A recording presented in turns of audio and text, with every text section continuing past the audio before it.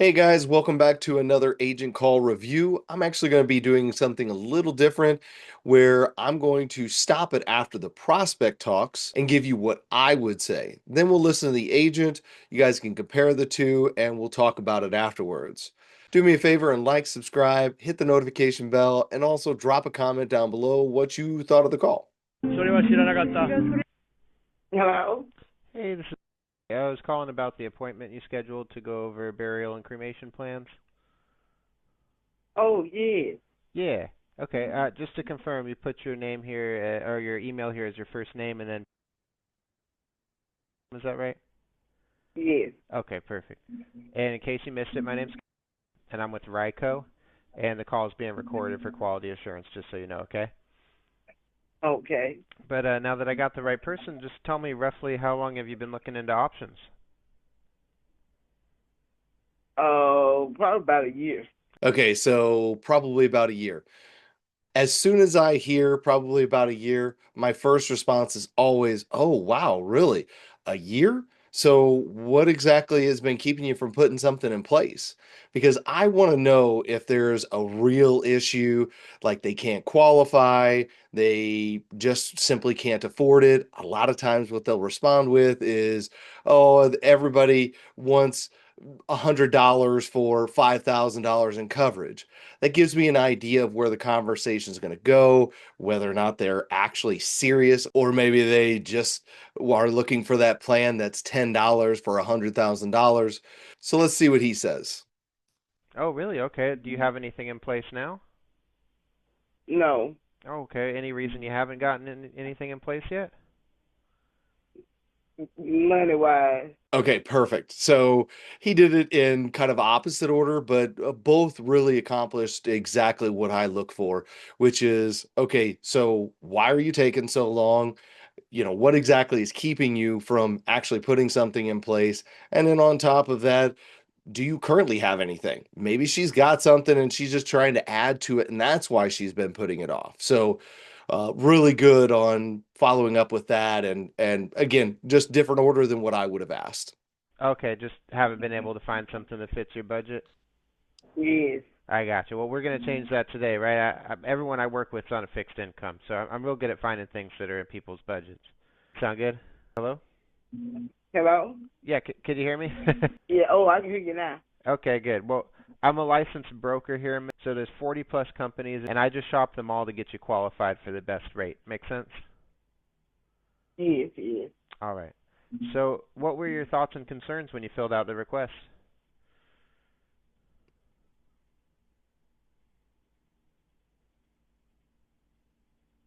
Have you Being just? able to afford a good policy. Yeah. Okay, so right here is she's basically talking about affordability and cost wise again.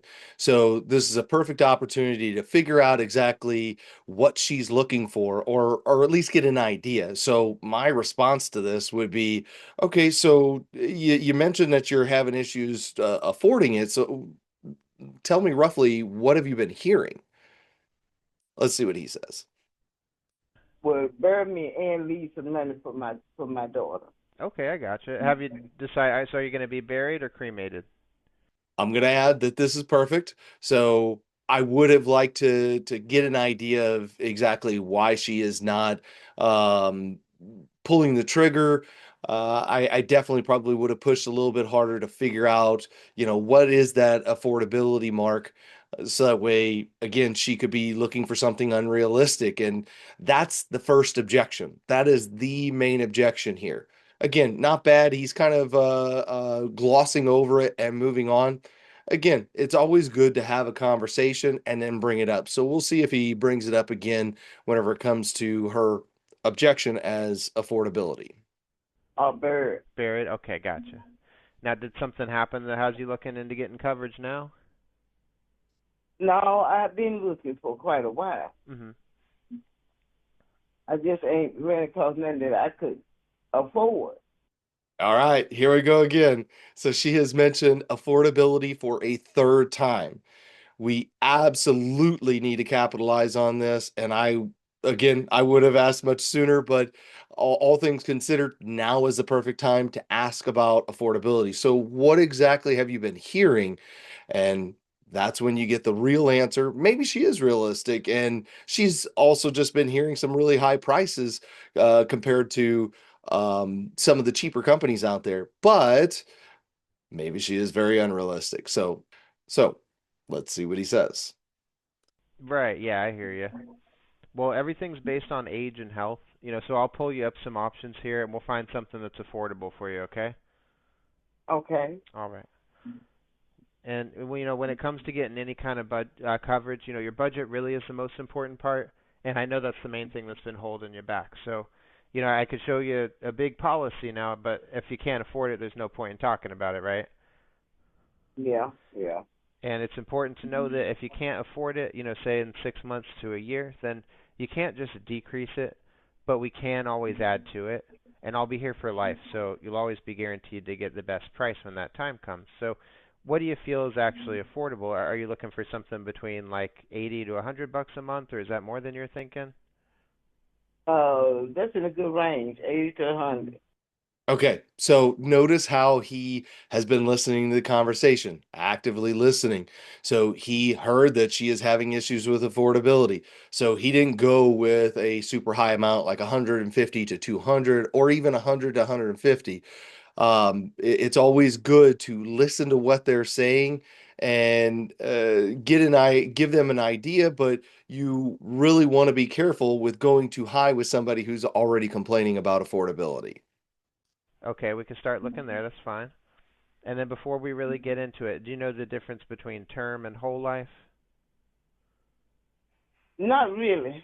Okay, so it's very simple. So term is short for terminates, meaning if you have it for 10 years and you outlive it, then you have nothing, which means you're looking again. And then whole life is just as it states, it'll go for your whole life. So anything we're going to talk about, it's never going to change due to your age or your health, and your price is guaranteed to never increase. So it's not like the AARP or Globe Life or Colonial Penn. Make sense? Yeah. All right, perfect. Now, obviously, as you know, they'll use an automatic draft for payment every month. Will that be coming from your checking or like a Direct Express card? Direct Express card. Direct Express? Okay, I hear. I want to add something here. One of the big things that I'm noticing is we're already kind of talking about term versus whole life and getting really close to giving a quote.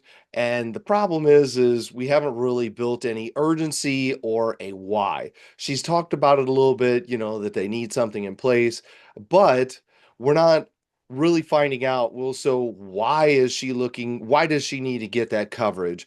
Um, can her family not afford it? What would happen if, you didn't have anything in place? I know you've been looking into this for a long time.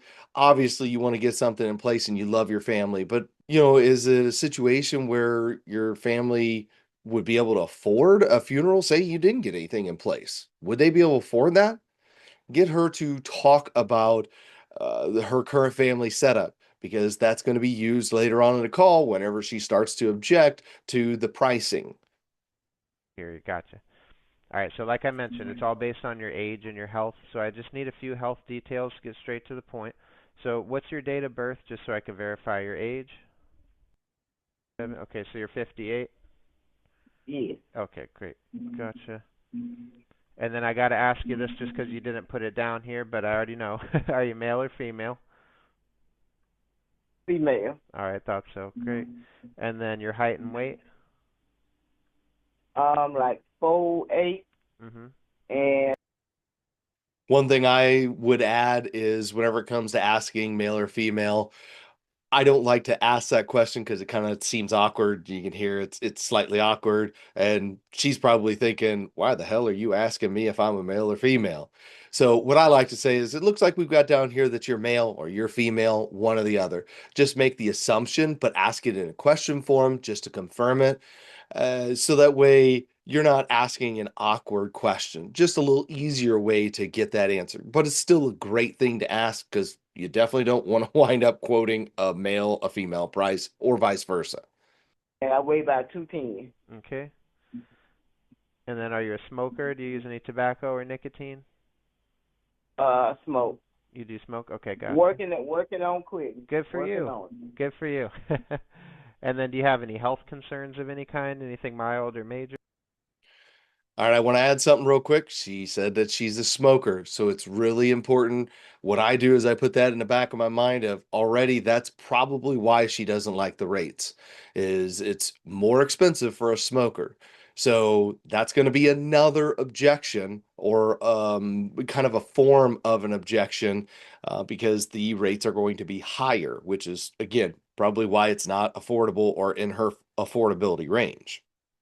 Now I'm going to go ahead and skip through all the health details because those aren't really important. Let's get into the heart of the call whenever he starts to give the quote. Okay, great. So I'm going to give you three different options here. So all three of these will be enough to cover your burial, and then just kind of how much you want to leave behind for the family is what it comes down to, and what's good in your budget. So keep in mind, we can always add more coverage for you later down the road. The main thing is we want to make sure it's going to be affordable for you, because there's no point in getting coverage if you're going to end up having to cancel it later down the line, right? Yeah, yeah. So I'm going to give you a quote for 20,000, a quote for 15,000, and a quote for 10,000. Okay? Okay. Mm-hmm. All right. And while I'm finishing getting these numbers together, if we found something that made sense for you, is there any reason why you wouldn't want to make sure we can get you approved?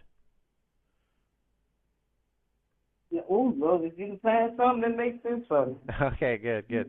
All right. So I can give you quotes for all three of those policies if you'd like, but was there one that you felt was most appealing to you? The 20,000. The 20,000. Okay, so if we went with the 20,000, that one's going to be at $96 a month.